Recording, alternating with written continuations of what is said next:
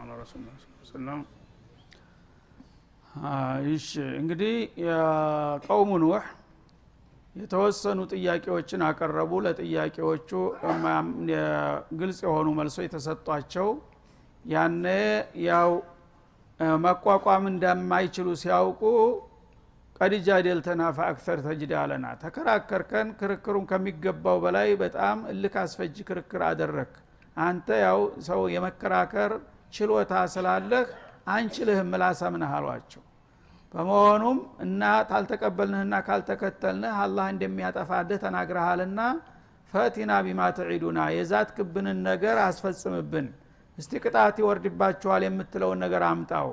እንኩንተ ሚነ ሷዲቂን ከእውነተኞች ከሆንክ አሏቸው ማለት ነው ያነ እሳቸው ሁል ጊዜ ሚዛናቸውን ጠብቀው ነው የሚሄዱት አይበሳጩም ሰውነታቸው አይሞቅም የፈለጉትን ነገር ይበሉ ምን አሉ ኑህ ቃለ ኢነማ ያቲኩም ቢላህ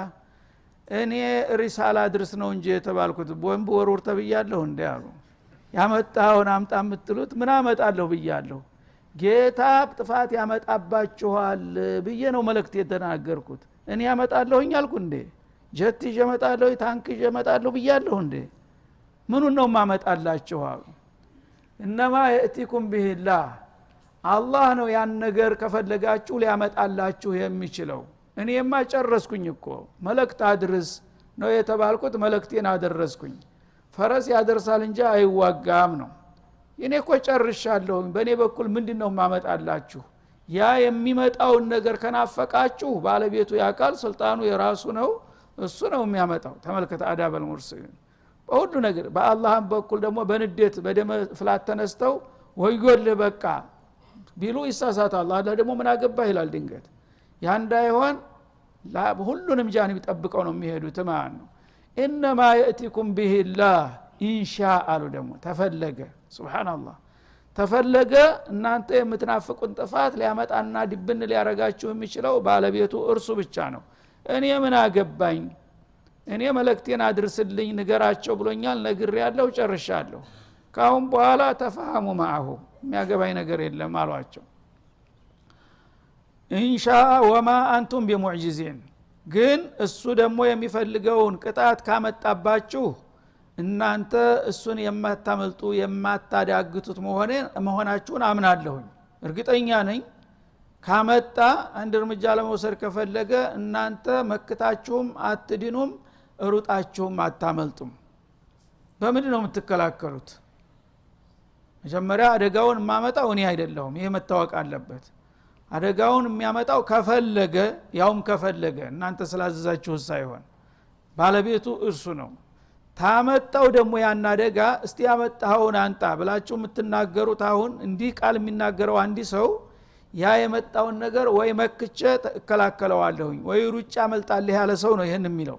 እናንተ ግን ሁለቱንም ማድረግ የምትችሉ አይመስለኝም አሏቸው እና ሩጠና መልጣ እንዳቱ ሰማይ ምድሩ ዓለም በሙሉ የሱ ነው ወዴት ነው የምትሄዱት እንዳትመክቱ በምን አቅማችሁ በምን መሳሪያችሁ ያአላህ እንዱላ ማን ነው ሊመክት የሚችለው እና ወሊላህ ጁኑዱ ሰማዋት ወልአርድ ሁሉ ነገር የሱ ሰራዊት ነው ከፈለገ ይሰልጥብሃል ይሄ የምትጠጣውን አየር ራሱ እንዲያንቀህ ያደርጋል የገዛ ትንፋሽህ ራሱ ሌላ ቀርቶ ማለት ነው እና እንስሳትን እጽዋትን ንፋስን አየርን ውሃን የፈለገውን ቢያዘው ሁሉም ታዛዥ ነው ለሱ ከፈለገ ማለት ነው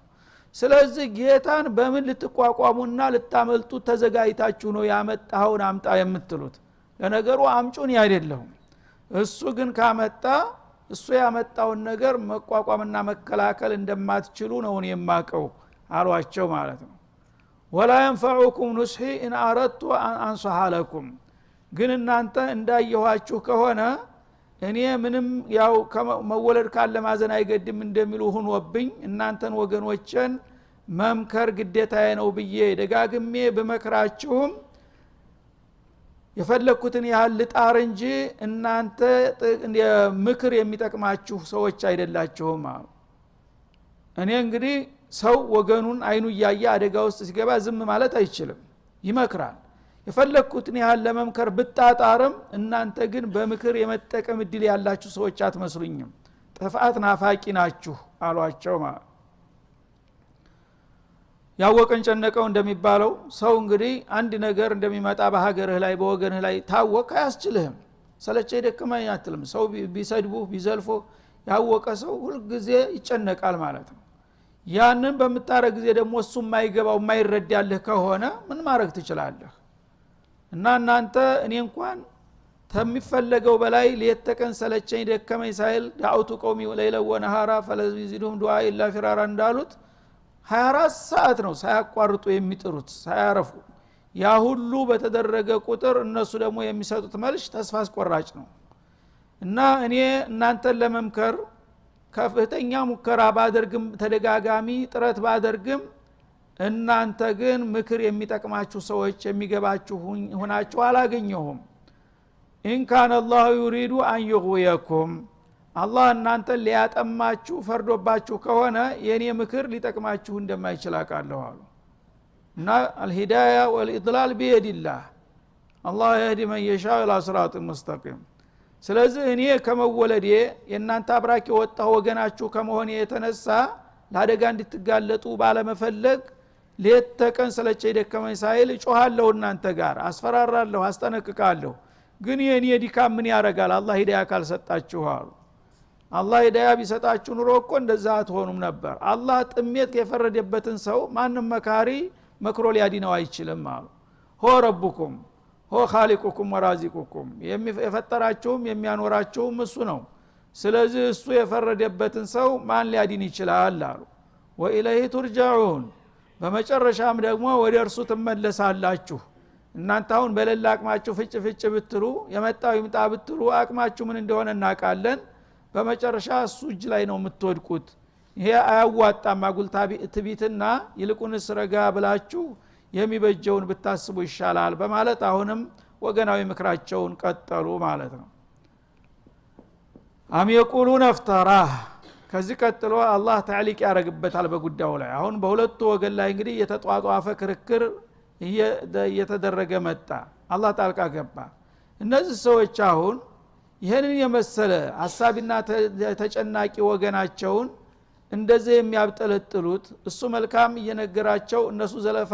ውረፋ የሚያቀርቡለት ምን ለማለት ፈልገው ነው አለ አም የቁሉን አፍተራ ይሄን የሚናገረውን ነገር እሱ ዝም ብሎ ፈጥሮ አመጣው ሊሉ ነው የሚፈልጉት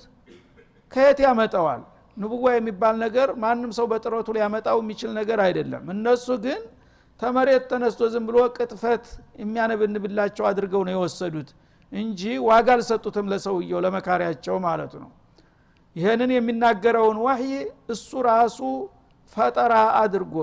የፈለገውን አተታ እየፈጠረ አላህ አለ ብሎ የሚነግራቸውን ነገር በቅጥፈት እንደሚያነብንብላቸው አድርገው ነው የወሰዱት ይላል ይሄን ማድረግ ነው የሚፈልጉ ቁል ኢን ፍተረይቱሁ አለ ይሄም ነግራችሁን ነገር እኔ ቀጥፌው አቀናብሬው ከሆነ ያመጣሁት ይሄ ነገር ጀሪማ ነው ምክንያቱም በኻሊቅና በመخلوቅ መካከል ጣልቃ ገብቶ አንዲ ሰው ያላግባብ እኔ ያቀላቸዋለሁ ብሎ ህዝብን ማመስ ከማንም በላይ ጀሪማ መሆኑን ያቃለሁኝ ስለዚህ ይሄን ነገር ቀጥፌ አላህ ይሄንን ማዕረግ ሳይሰጠኝ ኃላፊነቱን ሳይሰጠኝ እናንተ ይሄ ይበጃችኋል የነበረውን እምነታችሁን ጥላችሁ እንደገና እኔ የመረጥኩላችሁን ያዙ ብዬ ህዝብን የማምስና የምበጠብጥማ ከሆነ ይሄን የሚያረግ እኮ የሀገርና የወገን ጸር ነው ማለት ነው ሙጅሪም ነው ስለዚህ ይሄ ኢጅራም ነው የሰራሁት ማለት ነው እናንተ እንደምትሉት ከሆነ ወአነ በሪኡን ፈአለየ ኢጅራሚ ስለዚህ ህገወጥና ባልግና ነገር ከሰራው በሀገርና በወገን ላይ በዛ በወንጀሌ የምጠየቀው እኔ ነኝ እናንተ አይደላችሁም ወአነ በሪኡ ሚማ ትጅሪሙን ምናልባት በተገላቢጦሽ ግን እኔ ትክክለኛ ሆኜ ያላህ ነብይ ሆኜ እናንተ ደግሞ ጸረ ነብይ ሆናችሁ ከተገኛችሁ ኢጅራሙ ወደ እናንተ ይገለበጣል ማለት ነው ስለዚህ ሁላችንም በኢጅራማችን ተጠያቂ ነኝ እኔም ሳልላክ ተልኪያለሁ ብዬ ከሆነ መበጠብጠው በሙጅሪምነቴ ተጠየቃለሁኝ እናንተ ደግሞ የተላኩትን ሰው የአላህን መልእክተኛ ከሆነ የምትቃወሙት እናንተ ሙጅሪምነትን ተወስዱና በእናንተ ኢጅራምን ያልተጠየቅም በእኔም ኢጅራም እናንተ አትጠየቁም ሁሉም በሰራው ስራ ተጠያቂ ነው አሏቸው ማለት ነው እና ይህ መልክ እንግዲህ ክርክሩ እየቀጠለ አመታት ዘመናት አስቆጠረ ትውልድ ተተካካ ሱብሃንአላህ በዛ ወቅት የነበሩ ሰዎች እድሜያቸው በጣም ረጃጅም ነው በአጠቃላይ እንደ ህዝብ ማለት ነው እንዳሁኑ የ60 እና የ70 አመታት እንትን አይደለም እድሜያቸው መቶዎችን አመቶች መካከለኛ ኖርማል የሚባለው ተ300 አመት ያላነሰ ነው ተ300 አመት እንደ ዛሬ 60 አመት 300 አመት ነው የነሱ ተራ እድሜ የሚባለው ማለት ነው ስለዚህ እነዚህ ሰዎች እንግዲህ አላህ ሁሉ ነገር ሰጥቷቸዋል ሀብት ሰጥቷቸዋል እድሜ ሰጥቷቸዋል ጤንነት ሰጥቷቸዋል ለነብዩ ደግሞ በ3 እጥፍ በላይ ሰጥቷቸዋል እድሜ ማለት ነው እና የመጀመሪያው እሳቸው የተገኙበት ትውልድ ያለቀ ተወሰነ 300 አመት ምናምን ሲደርስ ማለት ነው ከዛ እነዚህ እንግዲህ እድሜ ልካቸውን ያን ሁሉ 300 አመት በዚህ መልክ እየተከራከሩ ኖሩ እነዛ ሲያልቁ አዲሱ ትውልድ ሲመጣ አዲሱ ትውልድ ጋር ደግሞ ስራ ጀመሩ ሁለተኛው ዙር ጋር ማለት ነው እነዛ ተመርዘዋል አባቶቻቸው ይሄ ኑህ የሚባል ሰው የመናጥ ያለ አወናባጅ ይኸው እኛን እየጨቀጨቀ ሰላም ነስቶን ነው የሚኖረው እኛ ያው ክፉ ሰው አይሞትም ያው እሱ አይታመም ምናይል የኛ ዘመዶች አለቁ እኔም ማለቄ ነው ልጅ አደራችሁን እንግዲህ እኛ ስንሄድ ያገር ሽማግሌ መስሏችሁ ሰው ሲታታ ይመለመላል ጎባጣ ይባላል አይደል ያገር ሽማግሌ ይሄ ነው የሚበጃችሁ ብሎ ሲመክረን ብላችሁ እንዳትወናበዱ አደራ አጥንቴ እሾኩ ነው ይውጋሱ ብትቀበል እያለ ልጁን እየረገመ ይሞታል በዚህ መልኩ እንግዲህ መርዛቸውን እየተከሉ አዲሱ ትውልድ እንኳን እንዳይቀበላቸው ሚስማር እየመቱ ይሄዳሉ ማለት ነው ሁለተኛው ዙር በሚመጣበት ጊዜ እባካችሁ አባቶቻችሁ ጋራ ብዙ ተወያየን ስምምነት ላይ መድረስ አልቻልንም እስቲ እናንተ በአዲስ አእምሮ ታስቡ ከሆነ ብለው ደግሞ የመናጢ ነግሮኛል አባቴ ተነቅቶብሻል ዘርበ ሱብሃንአላህ አባቴ እርም ብላ ብሎኛል እሱም ሰውዬ ብትቀበል ብትሰማ ጆሮውን ይዞ ይሸሻቸዋል አሁንም እንደዛው እየተዳረገ የነዚህኞቹ እድሜ ሲያልቅ ለልጆቻቸው አወረሱ ኢጅራማቸውን ማለት ነው እና አባቴም አደራ ብሎኛል እኔ እስካሁን አደራዬን ጠብቄያለሁኝ አደራ ልጅ ይሄ ሀገር ሽማግሌ ነው ብለህ እንዲያወናብድህ ተጠንቀቅ ይላል ደግሞ የሱም እንደዛው 3 ትውልድ ያሳለፉ ወደ 4ኛው ትውልድ ገቡ ምክንያቱም በ300 አመት 900 አመት የ3 ትውልድ ጊዜ ሆነ ማለት ነው ወደ 50 አመት ጨመሩ ወደ 4ኛው ትውልድ ተሻገሩ ማለት ነው ለዚህ ነው لا تذر على الارض من الكافرين ديارا انك ان تذرهم يضلوا عبادك ولا يلدوا الا فاجرا كفارا ተጅሪባ አላቸው 3 ትውልድ ያሳልፈዋል እነዚህ ሰዎች እንግዲህ ታውን በኋላ ያምናሉ በየኔ አላስብም የመጀመሪያው ትውልድ እስከ መጨረሻ ታገልኩኝ ምንም ሊቀበል አልቻለም ሁለተኛውም ያው ነው ሶስተኛውም ያው ነው እንግዲህ ቂያሱ ምንድነው የሚያሳየው እስከ መጨረሻ በዚህ መልኩ ቢቀጥል ያው ኩፍሩን ሽርኩን እያወረሰ ነው ለልጁ የሚሄደውና እነዚህ የምድር ጀርም ናቸው ጠርገህ ንዳ አንድ ሰው እንዳይተርፋሉ በመጨረሻ አላህ Subhanahu Wa Ta'ala ጌታም አወቀላቸው ምን አገባ ስለ ገይብ ስለ ወደፊት የሚመጣው ትውልድ ያላለም እነዚህ ሰዎች ቢቀጥሉም ኸይረኛ እንደማይመጣ ጌታም ተስማማና በቃ መሬቴን አጸዳለሁ ብሎ ማዕበል አምጥቶ እንዳለ ተራረጋቸው ማለት ነው ስለዚህ ይህን ታሪክ እንግዲህ አላህ Subhanahu Wa Ta'ala በዚህ መልኩ የሚያቀርበው የሰው ልጆች ተታሪካቸው መማር ስላለባቸው ነው እነዛ ሰዎች እንግዲህ ይሄን ሁሉ እድሜ ተሰጥቷቸው ይሄን የመሰለ ጠንካራ መሪና አስተማሪ አላህ ሰጥቷቸው ያን ሁሉ ዲል መቀበል ባለመቻላቸው ኸሲሩ ዱንያ ወልአኺራ በዱንያም ያው መጨረሻ ደብዛቸው ጠፋ በአኺራም ያው የጀሃነም ሰለባ ሆኑ ምን ተጠቀሙ ነብዩ ግን ያው ታገሉ ለጊዜው ምን ተጎዱ ከጌታ ዘንዳ ደረጃቸው ማዕረጋቸው ተይዞላቸው እየተወደሱ ذريه من حملنا معه انه كان عبدا شكورا ይላቸዋል ረብ العالمين ማለት ነው ሳንድ ያው ብዙ ሰው ተከታይም ባያገኙ ሚን ኪባር المرسلين اول العزم ማዕረጋቸው የትና የት ነው ስለዚህ አለል ሐቅ ተከታይ ስላጣ ምንም የሚጎዳበት ነገር የለም ማለት ነው አለል ባጢል ደግሞ ዓለም ቢያጅበው ቢያጨበጭብለት ዋጋ የለውም የአንድ ሰሞን ግርግር ነው ነገ ያው መቀመቅ እንደሚገባ ነው የሚለውን መልእክት ነው አላህ Subhanahu Wa Ta'ala ሊያስተላልፍልን የሚፈልገው አም يقولون افترى قل ان افتريته فعلي اجرامي ይሄን ነገር ቀጥፌ ያልሆነ ነገር ፈጥሬ ካመጣሁባችሁ እኔ ሙጅሪም ነኝ በሙጅሪምነቴ እኔ ነኝ የምጠየቀው እናንተ ምን ትጎዳላችሁ ዋና በሪኡ ማ ትጅሪቡን እናንተ ከምትሰሩት ደግሞ ኢጅራም እኔ ነፃ ነኝ ሁላችንም በሰራነው ስራ ተጠያቂዎች ነን በማለት ሎጂካዊ የሆነ ጥያቄ ነበር ያቀረቡላቸው ሰውን የሚያስቆጣ የሚያበሳጭ አይደለም የሳቸው አቀራረብ ከዚያ በኋላ እንግዲህ የሁኔታ በጣም እየቀጠለ ሄዶ መጨረሻ አካባቢ ላይ ሲደርስ ሰው መቸም ሰው ነውና አንድ ቀን ተስፋ መቁረጥ አይቀርም ምንም ታጋሽ ቢሆን ማለት ነው እና ረቢ ኢኒ መግሉቡን ፈንተሲር አሉ እነዚህ ሰዎች እንግዲህ አመታት ዘመናት ትውልድ አስቆጠርኩኝ ተዛሬ ዛሬ ይሻላል ብዬ ለፋው ይደከምኩኝ ወጣሁኝ ወረድኩኝ ተቸነፍኩልህ እንግዲህ አንተ የምታረገውን አድርግ ብለው አቤታቸውን አቀረቡ ማለት ነው ያኔ አላህም Subhanahu Wa Ta'ala የሚገባውን ሁሉ ትግል እንዲያደረጉ ያቃልና ምን አላቸው ወኡሂየ ኢላ ኑሂን ወደ ታላቁ ነብይ ወደ ነብዩላህ ኑህ መለኮታዊ ትእዛዝ መጣ ይላል ምን የሚል አንሁ ለን يؤمن من قومك الا من قد آمن ልክ ነው እንዲያልከው አላቸው ራእያቸውን ራሱ ሰወበው ማለት ነው እነዚህ ሰዎች ታውን በኋላ ምንም የፈለገውን ያህል እድል ቢሰጣቸው የማይቀበሉ ገራራዎች ናቸው የሚለውን የሳቸውን ግምት አላህ አጸደቀው ለዩሚና ሚን ቀውሚከ ከነዚህ ከወገኖች ሃያምንም ኢላ መን ቀድ አመነ እንቀብ ታውን ቀደም ያመኑት እንጂ ታውን ቀደም በጣም ጥቂት ግለሰቦች አምነውላቸዋል እነዛ ናቸው ካሁን በኋላ ግን ልክ እንዳልከው ከነሱ ውስጥ አንድ ኸይረኛ የለም የፈለገው ልጁም የልጅ ልጁም ቢመጣ ያው ነው እና እንዳልከው አንተ ስራህን ጨርሰሃል ኃላፊነትህን ተወጥተሃል የኔ ተራ ነው የቀረው ካሁን በኋላ እነዚህ ሰዎች ላይ የሚወሰደውን እርምጃ ጠብቅ ምንም ችግር የለም አላቸው ማለት ነው ፈላ ተብተኢስ ቢማ ካኑ يفعلون እነዚህ ገራራዎች በሚፈጽሙት ደባና ወንጀል አንተ አትበሳጭ ራሳቸውን ነው የሚጎዱት አንተ ይሄን ያህል አመታት ለፍተህ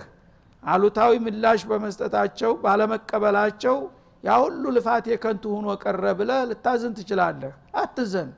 ምንም ያሳዝን ነገር የለም እነሱ በጥፋታቸው ዋጋቸውን ያገኛሉ አንተ ደግሞ በድካም ወረታህን ከፍላለህኝ ምንም ያበሳጭ ነገር የለም አላቸው አላህ Subhanahu Wa Ta'ala ስለዚህ አሁን እንግዲህ ሌላ ምዕራፍ ሊከፈት ነው እነሱ ጋራ በየቀኑ መጨቃጨቅና መነታረኩን አቁምና ሌላ ስራ ጀምር አላቸው ወስነዒል ፉልከ ቢአዩኒና መርከብ ስራ መርከቡን የምትሰራው በእኛ እንክብካቤ ስር ሆነህ ነው አላቸው እኔ ያው በቅርብ እከታተልሃለሁ ጠብቀሃለሁ እነሱ መርከቡንም እንዲያትሰራ ሊያደናቅፉ ስለሚችሉ ግን እንዳይችሉ አደርጋቸዋለሁ በእኔ ጥበቃ ስር ሆነህ መርከብ ትሰራለህ አላቸው ወወህይና ማለት ወአምሪና መርከቡ እንዴት እንደሚሰራ ደግሞ መመሪያም እንሰጣለን ጅብሪል መጥቶ ያሳያል እንዴት አድርገህ እንደምትሰራ ስለዚህ በሚሰጠው መመሪያ መሰረት አሁን በኋላ መርከብ መስራት እንጂ ከነሱ ጋር መጨቃጨቅ ታቆማለህ አላቸው ወላ تخاطبني في الذين ظلموا እነዚህ ግፈኞችና በደለኞች በሆኑ ወገኖች ላይ ምን አይነት እርምጃ እንደምትወስድ አታናግረኝ እንደሚወሰድ አታናግረኝ አንድ ሰው በጣም እንግዲህ በሚበሳጭበት ጊዜ ስለ ገሌ ጉዳይ እንዳታነሳብኝ ይጥላይ ብለህ ይባላል አይደለ በእነዚህ ሰዎች ላይ መርከብ ስራ ባዶ እንግዲህ ምድር በዳ ላይ ነው ባህር አካባቢው የለም ግን መርከብ ስራ ይላቸዋል ሜዳ ላይ ባህር የለ አካባቢ መርከብ ሁሉ ጊዜ አገልግሎት የሚሰጠው ባህር ላይ ነው እዚህ ማዶ ምድር ሜዳ ላይ መርከብ የምሰራው ምንድነው ምን ለማድረግ ተፈልጎ ነው የሚል ጥያቄ እንደሚያጭርባቸው ስላወቀ ብቻ አንተ ዝም ብለህ መርከብክን ስራ እነዚህ ግፈኞች ሰዎች ምን እንደማረጋቸው አሁን አትጠይቀኝ ወቅቱ ሲደርስ ታየዋለህ ውጤቱን ዝም ብለህ ስራ አላቸው ማለት ነው ያኔ ጅብሪል አሚን መጥቶ በአካባቢ ያሉ ትልልቅ የዛፎችን ግንዶችን እየቆረጡና እየፈለጡ ያን እየጠረቡ ጣውላዎችን በሚስማር እያገጣጠሙ መምታትና የመርከብ ስራውን እንዴት አድርገው እንደሚያንጹ ያሳያቸው ይረዳቸው ጀመር ጅብሪል ማለት ነው ያንን መስራት በሚጀምሩ ጊዜ መሳፍንቶቹ አሁን እንግዲህ ተገላገልን አሉ ተስፋ ቆረጠ ይሄ ሰውዬ አቅጣጫ ቀየሰ አሁን ወደ ግል ስራ መግባቱ ነው ያው እንጨት አናጼ ምናምን ሆነ ማለት ነው ተገላገል ነው አሉ እና አይ ቀደም ብለህችን ሞያ ብታረግ ኑሮ እስከዛሬ አንተም ደህና ትኖር ነበር እኛንም ጠቅመህን ነበር በማይሆን ነገር ዘመናት አመስከን አሁን ግን መጨረሻ ላይ የሚያዋጣህን አወቅ አሁን ጥሩ እያሉ ይሰለቁባቸዋል እንተስኸሩ ሚና ፈኢና ነስኸሩ ሚንኩም ከማ ተስኸሩን አሉ እንግዲህ መርከብ ባዶ ሜዳ ላይ መስክ ላይ ተሰርቶ ምን እንደሚሆን ያውቃል ግን ያው የሚሰራው ሲያጣ ተስፋ ስለቆረጠ ዝም ብሎ ያው ጊዜ ለማሳለፍ ነው እንደ ጅል ቆጠሯቸው ማለት ነው ያኔ ምናሉ እናንተ ተቀልዱ ተሳለቁ እናንተ ዛሬ ስትሳለቁብን ነገ ደግሞ እኛ ባጠፋው እንሳለቅ ይሆናል ግዴ ለምን እንገናኛለን እያሉ ስራቸውን ቀጠሉ ማለት ነው። በዛ መልክ መርከባቸውን ሰርተው አጠናቀቁ ጌታ በሰጣቸው መመሪያ መሰረት ማለት ነው። ከዛ በኋላ አላህ Subhanahu Wa Ta'ala ያው የሚሰራውን ስራ ሊሰራ ነው ማለት ነው። ኢነሁም ሙግረቁን አለ እነዚህ ሰዎች በውሃ ይጥለቀለቃሉ በዚህ መርከብ የገባ ሰው እንጂ በመድር ላይ ማንንም ህይወት ያለው ነገር አይዲንም ካሁን በኋላ በማለት ውሳኔውን ሰጠ። ወይስነዑል ፉልክ በዚህ መለኮታዊ ትእዛዝ መሰረት ነብዩላህ ኑህ ወዲያውኑ መርከባቸውን መስራት ተያያዙት። ወኩለማ መራ አለህ መለኡን መሳፍንቶቹ ወይም ባለስልጣናቶቹ ባጠገባቸው ባለፉ ቁጥር ምን ቀውሚ ሰኺሩ ሚንሁ ይስቁባቸዋል። አላህ ያ ኑህ قد اصبحت نجارا بعد ما كنت نبي مرسل ይሏቸዋል። ነብይ ሙርሰል ነኝ ያልክ ዘመናት እንትን ቆይተ ሲያቅትህ እንደገና ሲያረብህ በመሽት ወዳናጺው ሞያ ጎራልክ ይሏቸዋል። እንተ ተስኸሩ ሚና فإنا نسخر منكم ችግር የለም ያው ቀልድ የፈለከውን ያለስተዲድ ሳቅ ነገ ምታለቅስበት ጊዜ ይመጣል ይሏቸዋል ማለት ነው። ሰኺሩ ሚንሁ እነሱ እስተህዘኡ ማለት ነው ይሳለቁባቸዋል ይቀልዱባቸዋል። እና ይሄን ማቀደም ብለህ በልጅነት ጀምረህ የዚህ አይነት የግል ሞያ ብትለማመድ ኑሮ ህን ጊዜ ምን ያህል በልጽገህ ነበር ሸሪካ አድጎ ነበር እኛንም ጠቅመህን ነበር እማ ይሆን ነገር የሰማይ ጌታ ያናግረኛል እያልክ በጠበጥከን አንተም ያው በማይሆን ነገር ጉልበትክን እድሜህን ጨረስክ እያሉ ይሳለቁባቸዋል። ቀደለም ቀልድ ተሳለቅ ደግሞ የተናቀበት ነገ ይሳለቃል በተራው አሏቸው። ከማ ተስኸሩን እናንተ እንደምትቀልዱ እኛም ደግሞ ዛሬ በመርከባችን ላይ ቁጭ ብለን እናንተ ስትሰጥሙ ምናይበት ጊዜ ሩቅ አይደለም ማለታቸው ነው። فسوف تعلمون ይሄ መርከብ ተሰርቶ እንደተጠናቀቀ ውጤቱ ምን እንደሆነ ታውቁታላችሁ ምን እንደሚያጋጥማችሁ። መየቲ አዛቡ ይخزيه ከኔና ከናንተ አዋራጅ የሆነ ቅጣት የሚመጣበት ማንኛው ወገን እንደሆነ የምታውበት ጊዜ ቅርብ ነው አሏቸው ማለት ነው። ወይህሉ عليه عذاب مقيم አንዴ ከያዘ ማባሪያና መልቀቂያ የሌለው ቀጣይ የሆነ ቅጣት የሚሰፍርበት በእኔ ይሁን በእናንተ ያኔ ታዩታላችሁ አሏቸው። በዛ መልክ እንግዲህ መርከባቸውን ሰርተው አጠናቀቁ። حتى اذا جاء امرنا ይላል ትእዛዛችን እንግዲህ መቸቀን ሁሉ ነገር አላህ ቀድሮለታል። ይሄ መርከብ ተሰርቶ ታበቃም በኋላ የተወሰነ ጊዜ ቆየ ቆሞ ዝም ብሎ ለምን ያላህ ቀጠሮ መድረስ ስላለበት ማለት ነው። ያኔ ለሳቸው መመሪያ ምልክት ሰጣቸው ማለት ነው። ይሄ መርከብ እንግዲህ ጃሂዝ ነው ተዚህ በኋላ ምልክት አሳያለሁኝ ያ ምልክቱን በመታይበት ጊዜ ቶሎ ባስቸኳይ መጫን ያለብህን ነገሮች ሁሉ ትጭናለህ ብሏቸዋል ማለት ነው። حتى اذا جاء امرنا وفارت النور ትእዛዛችን በሚመጣ ጊዜ ይሄ መርከቡ አገልግሎት ሊሰጥበት በሚችልበት ሁኔታ ፍንጭ ሲያሳይ ፍርቻ ያሳይሃል። ያኔ ቶሎ ፈጥነህ ጭነትህን አጃሂዝ አርጋህ አስቀምጥና ትጭናለህ አላቸው። قلنا احمل فيها من كل زوجين اثنين من كل المخلوقات والحيوانات በመድር ላይ ህይወት ኑሯቸው ተሚንቀሳቀሱ ፍጡሮች ሁሉ ሁለት ጾታዎች ሴትና ወንድ ያደረግ ትጭናለህ ዘር ለማትረፍ ማለት ነው። እንግዲህ የሰው ልጆች በሚያመጡት መዘዝ በመድር ላይ ያለ حيوانات ሁሉ ሊወድም ነው አብሮ ማለት ነው። እና አላህ ወላ ياخذ الله الناس بما كسبوا ما ترك على ظهرها من دابة እንደሚለው የሰው ልጅ የሚያመጡት መዘዝ ለነፍሳት ለእንስሳት ሁሉ ይተርፈዋል። ለምን خلق لكم ما في الارض በመድር ላይ ያሉ ነገሮች ለኛ መጠቀሚያ ተብለው ነው የተፈጠሩት። እኛም ማንኖር ከሆነ እነሱ መኖር አያስፈልጋቸውም አብሮ መጥፋት አለባቸው። ምክንያቱም ተባዕናቸው ስንቅ ናቸው ለሰው ልጅ። ስለዚህ የሰዎች ጦስ ለሐይዋናት ለእንስሳት ለነፍሳት በአለም ላይ ላሉ ሁሉ ነገሮች ሊተርፍ ነው ማለት ነው። እና ይህች መርከብ እንግዲህ ተሰርታ ተዘጋጅታ ተጠብቃለች ሜዳ ላይ እና ወቅቱ በሚደርስ ጊዜ ተኑር አለ ምግብ የሚያዘጋጁበት ምድጃ አላቸው። ምድጃ ሰራተኛ አለቻቸው። የምድጃ ቁርስ ምናምን ስትዘጋጅ እዛ ላይ ልክ እንደ ናፎራን ውሃ ቱክ ብሎ ወደ ላይ ይወጣል። ያንን ስታይ ቶሎ ቸኩለህ ወደ መርከብ መሮጥ አለብህ። የሚጫኑትንም ነገሮች ሁሉ ቶሎ መጫን አለብህ ብሎ መመሪያ ሰጣቸው ማለት ነው። ለልጅቷ ለሰራተኛዋ ነገሯት እና እዚህ እንድጃ ላይ የሆነ ምልክት ስታይ ቶሎ እንድትነግሪኝ አሏት። እዛ እሷ ምግብ ልታዘጋጅ እየተደፋደፈች እያለች ፈነዳ እንድጃው ወደ ላይ ማለት ነው። ናፉራ ወደ ሰማይ ቆመ እንደዚህ ውሃው አራም እንድጃው ፈነዳ ብላ ጮሃ ተናገረች። እዛ ጊዜ ቶሎ ጃይዝ ናቸው ተከታዮቻቸውን ነገረዋል አዘጋጅተዋል። በአጠቃላይ ነፍሳትና እንስሳት የተባሉ ሁሉ ጠሯቸው ቢቁድረቲላህ እጡና ያ ሐይዋናት الارض من كان يريد ان ينجو بنفسه فلياتي الى السفينه እና በምድር ላይ የምትገኙ ነፍሳቶች ያ አንድ ዘር የቀደመ ማለት ነው ሙናፈሳ አንድ እናት ባልና ሚስት የሆናችሁ ከማንኛውም ፍጡር ጎሳ ሁለት ተቀበላለሁኝ ቶሎ ፈጥናችሁ ቶሎ ብለው ሲጠሯቸው ከሰዎቹ ተሽለው ነፍሳቶቹ እንግዲህ አዋፍም ሳይቀር ከዱር አራዊትም ሳይቀር ሁሉም ከየአይነቱ እየሮጡ መጡ። ሱብሃንአላህ የሰው ልጅ ድርቅና ተመልከት። እነሱ ይስቃሉ ይሳለቃሉ። ሰዎቹ ግን የራሳቸው በቅሎች የራሳቸው ፈረሶች ቃጫውን እየነጠቁ መጡ እየሮጡ። ይሄ ሳህር ተመልከት ማሳበዳቸው እንስሳዎችን ፈረሶችን እያሉ ይስቃሉ እነሱ። እነዛ እንስሳዎች እየሮጡ እየመጡ ይገባሉ። 3 ደረጃ አድርገውታል እንደ ፎቅ አድርገው። የመጀመሪያው ተታች ስንቅ መጫኛ፣ ሁለተኛ ደረጃ የእንስሳት፣ ሶስተኛ ደረጃ ከላይ የሰው አድርገው ነው የሰሩት ማለት ነው። ሁሉም እንግዲህ የሚፈለገው እንዲዲን አላህ የወሰነው ክፍል በሙሉ ገብቶ አለቀ። ከዛ በኋላ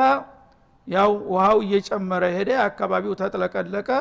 መጀመሪያ እንደ ቀላል ነገር አዲ ነገር መስሎ እያደገ ሄዶ በአገር ላይ ያለ ጋራ ተራራ ሁሉ ደብዛው ጠፋ ማለት ነው። ሰማይ ጋራ ተቃረበ ውሃው ወደ ላይ። በዛ መልክ ያቺ መርከብ ብቻ የጫነችውን ጭና እየተንጓለለች ዓለምን በሙሉ እንግዲህ እንዳልነበር አደረገ ያ ውሃ ማለት ነው። ወፋረት ተኑሩ ያ ትእዛዛችን ሲመጣና እንድጃው ሲፈነዳ አለ فقلنا احمل فيها በዛች በመርከቡ ውስጥ ጫን ሚን ኩሊን ዘውጀ ሚን ኩሊል መخلوقات والحيوانات ተሰዎች ጀምሮ የተለያዩ እንስሳቶችን ሁለት ዘውጀይን اثنين እና ለወደፊት እንዲረባ ወንድና ሴት መሆን አለበት ማለት ነው። ወንድና ሴት ከሆኑ ነገ ሲወርዱ እንደገና መራባት ይችላሉ። በዛ መልክ ለዘር ብቻ እንዲተርፉ አደረግ። ወአህለከ በተሰብህንም ጫን አልነው ኢላ መን ሰበቀ عليه القول سبحان الله ከበተሰብህ ልዩ ውሳኔ ያለፈበት ብቻ ሲቀር አለ። በበተሰብ ደረጃ እንኳን ሙናፊቅ አለባቸው ማለት ነው። ባለቤታቸውና ልጃቸው አንደኛው ልጃቸው እና እነዚህ ብቻ አላህ እንዳይድኑ ወስኗል። ከነሱ መለስ ያሉትን በተሰቦችን ጫን አላቸው ማለት ነው። እና ባለቤታቸው ያው ከወገኖችን የበላጅ ቢብላኝ ብላ ሄደች። ይብላሻ ጥሩ። ልጁ ደግሞ አንደኛው እንደዛው 4 ነበሩ ወንድ ልጆች፣ 3ቱ ሙእሚኖች ናቸው ገቡ ከአባታቸው ጋር። ሶስተኛው ጎረምሳ እሳቸውን ትቶ ባሻጋሪ ትልቅ ተራራ ነበር፣ ወደ ተራራው መሄድ ጀመረ። እና ያ ቡነየር ከማና ይሉታል ሰአዊ ኢላ ጀበል ያሲሙኒ ሚን الماء እኔ ያንተን ቅራቅም ወንጨታ አምኜ ዝም ገባው እዛ ትልቁ ተራራ ላይ ወጥቼ እዛ እዲናለሁኝ አላቸው። ላ አሲመ اليوم من امر الله ዛሬ ከአላህ ውሳኔ ምንም የሚድን ነገር የለም። ይችን መርከብ ብቻ ነው እንድትድን አላህ የፈቀደው ቢሉት ባክስ ዘርበር ብሎ ትቶ ሄደ ማለት ነው። فحال بينهما الموج እና አባት እና ቶሎ ልጅ ባካት አጥፋብኝ ያሉ ይጮሃሉ። እሱ ደግሞ ያንተ መርከብን ያልፈልግም ይያሉ ክርክሩ እንዳለ ማዕበሉ በመሐከል ጣልቃ ገብቶ ውሳኔ ሰጠ ይላል። በዚህ መልክ እንግዲህ ሁኔታው ተከናወነ ማለት ነው። ኢላ መን ሰበቀ عليه القول የጌታ ውሳኔ ያለፈ የቀደመው ያው ከበተሰብ እንኳን ልጃቸውና ሚስታቸው ተጠለፉ በዛ አደጋ ማለት ነው። ወመን አመነ ከዛም ውጭ አመኑ የተወሰኑ ግለሰቦች ነበሩ፣ እነዛንም እንዲጭኑ አዘዛቸው። ወማ አመነ معه الا قليل እና ያ ሁሉ ጥረት ተደርጎ ከነብዩላህ ኑህ ጋራ በጣም ጥቂት ሰዎች እንጂ አላመኑም ይላል። 300 ማለት 950 አመት ታግለው 100 ሰው አልሞላም ያመነው ሰው። በጣም የተጋነነው ቁጥር 80 አካባቢ ደርሳሉ ነው የሚባለው። ሌሎቹ እንዳውም ታስራ ይበልጡም ይላሉ። የሚገርም ነው የሰው ልጅ ሱብሃንአላህ። ወማ አመነ معه الا قليل ከትጋ እንግዲህ ከልፋታቸውና ከትግላቸው ብዛት አንፃር በብዙ ሺህ የሚቆጠሩ ምናልባትም ሚሊዮን የሚሆኑ ተከታዮች ማፍራት ነበረባቸው ግን አላህ አልሻላቸውምና ህዝቦች በጣም ኢሚንት ጥቂት ሰዎች እንጂ አላመኑለትም እነዛ ሁሉ ሙጅሪሞች እንዳልነበሩ ያው ተጠራርገው ጠፉ ከዛ በኋላ እነዛ ሁለት ፍሬ ሰዎች እንደገና ተመርከብ ወርደው ነው ዛሬ ዓለምን እንደዚህ ሊሞሉ የቻሉት እንደገና ማለት ነው ይሄ ሁሉ ታሪክ እንግዲህ ለሰው ልጅ መስታወት ነው ከዚህ ሊማር ይገባዋል ከቃል ብቻ ሳይሆን በተግባር አላህ ያ ሰውዬ አላህ ነብይ ባይሆን ኑሮ የዓለምን ህዝብ እንዴት አድርጎ አላህ እንደርጎ ያጠፋው ነበር ይሄ ግልጽ የሆነ ነገር ነበር ማለት ነው ከዚህ ቢማር የሰው ልጅ አሁን ካለበት ሁሉ ጥንቅጥ ውስጥ ባልደረሰ ነበር ግን አለመታደል ሆኖ ሁሉም ከሌላው መማር ሳይሆን እሱም ራሱ ተጨማሪ ትምህርት እየሆነ መቀጠሉን መረጠ هذا وصلى الله وسلم على النبي وإلى اللقاء والسلام عليكم ورحمة الله